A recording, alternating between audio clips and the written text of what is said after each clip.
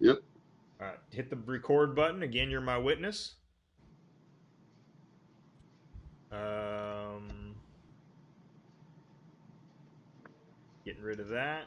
How's that go? Rubber baby buggy bumpers. Rubber baby buggy bumpers. Rubber baby buggy bumpers. 18 seconds. All right, here we go. Hey, thanks for joining us again.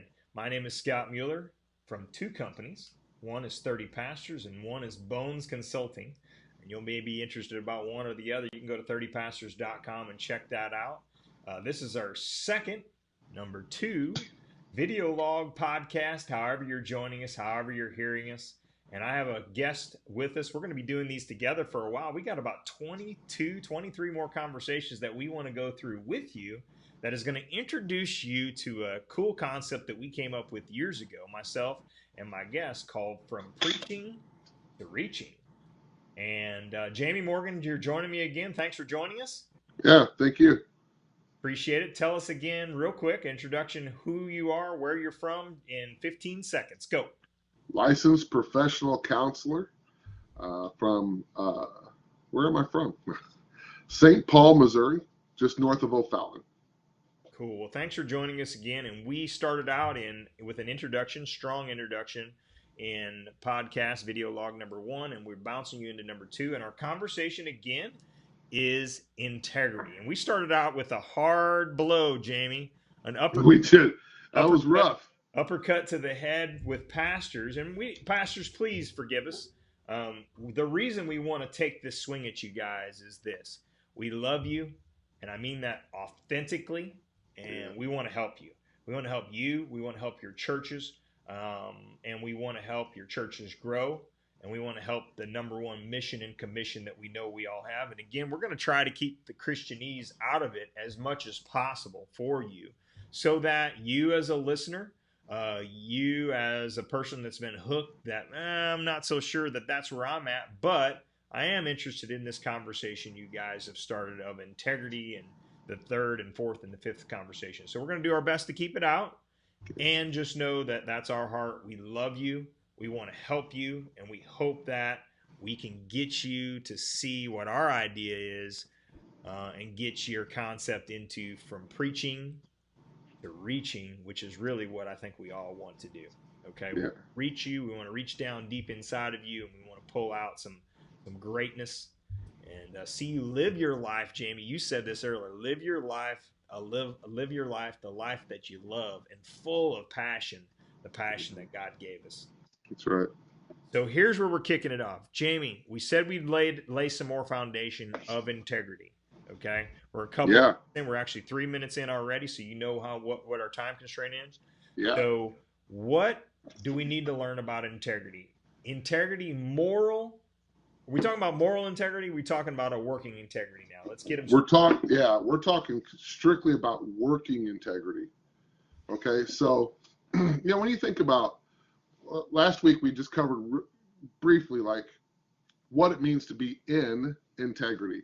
So I like to consider, so there's another way to look at integrity, and that's in the terms of a ship. Okay. So if a ship can float and not take on water, it's said to have integrity. Okay.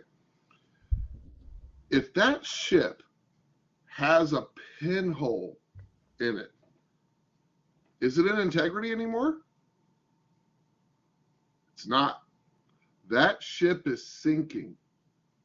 Plain and simple. No two ways about it. That's going down. It may take a while, but it's going down. So integrity is really an all or nothing proposition, right? So you are either in integrity or you are out of integrity. Now, one thing that Scott and I have been working on for quite a while is what we say is when you're out of integrity, you've made a mess. So what do we do with messes? We clean them up, right? So this conversation really needs to go about how to stay in integrity and how to clean up those messes whenever we are out of integrity. That's great. So again, we're going to pick on the phone conversation. So when I call somebody, let's talk about that. So when I call somebody and their message says, "Hey, my name is John. I will get back to you as soon as I can. Please leave a message. And nobody calls back. How do we is like, do we call them? Do we judge them? How do we get into that conversation? How do we go and how do we fix that, Jamie? How do you fix that? Well, I think so. There's two things inside of that conversation, Scott. So the first thing is, what's your expectation? As soon as I can. What does that really say?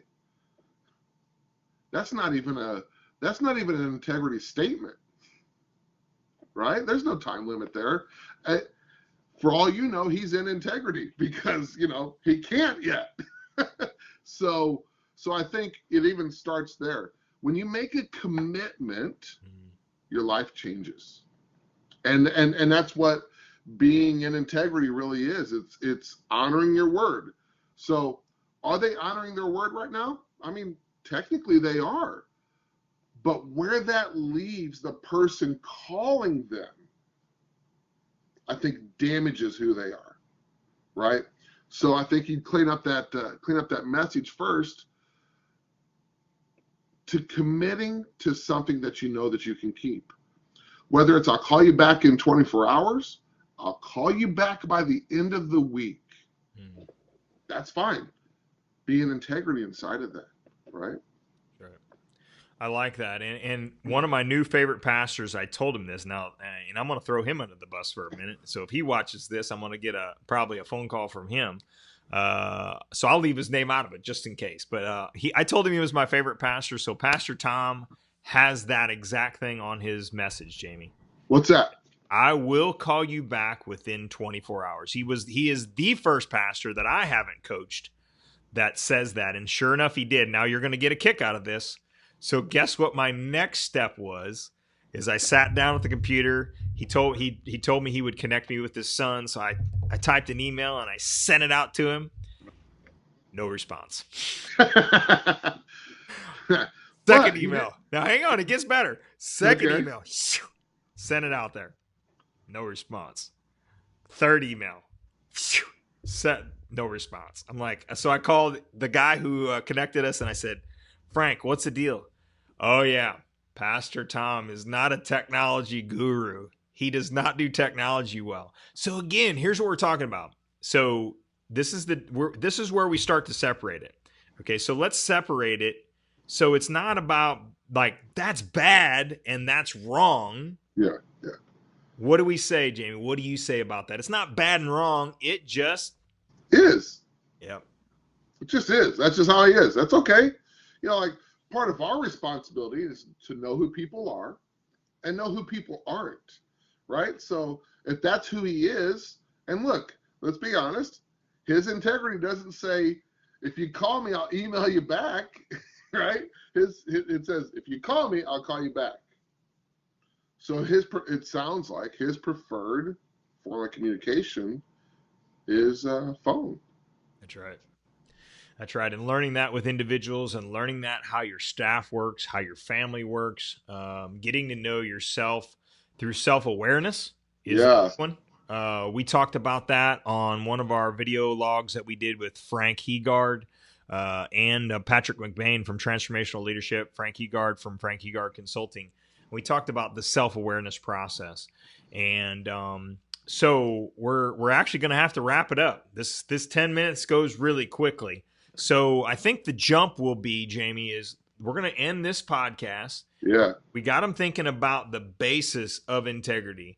And so let's reiterate. We got the foundation, the difference between moral integrity and a working integrity. Yeah. And now we're starting to lay the foundation of how that works. And so just reiterate how that works exactly. How do we start to lay that foundation? How do we start to discern, okay, how do I put this into my life? Yeah. Yeah. So when you think about like what it really starts looking, what it really looks like is being aware of the words that you're saying, being aware of what you're committing to, and then honoring that commitment. I think there's another thing inside here, Scott. It's we're afraid to really be in authenticity, right? If I am who I really am, Will I hurt someone's feelings? Will I push them away? So that puts us into a space of being inauthentic, which pushes us out of integrity, because now we are feeling like we can't be who we want to be or who we're supposed to be, which leaves us feeling guilty or repressed or not valued, like whatever it is, right? So being in integrity really is being authentic with people as well. You know, being able to say no. Being able to say no. Right? Hey, can you call me tomorrow? Yeah, I can't. Oh, okay.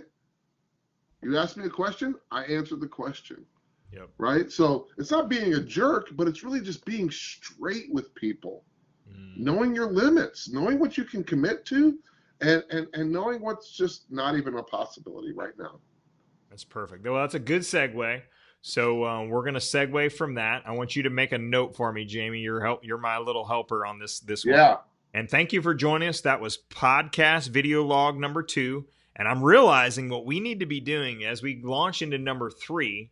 We're going to go right into number 3 here. And we hope that you join us for number 3.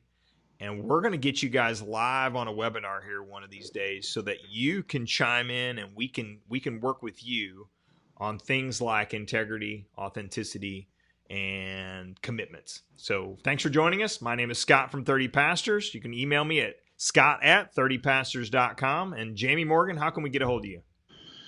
myfamilycounselor@gmail.com. That's myfamilycounselor@gmail.com. Our website is www.myfamilycounseling.com. Cool. Thanks for joining us. We're going to jump you into podcast video log number 3.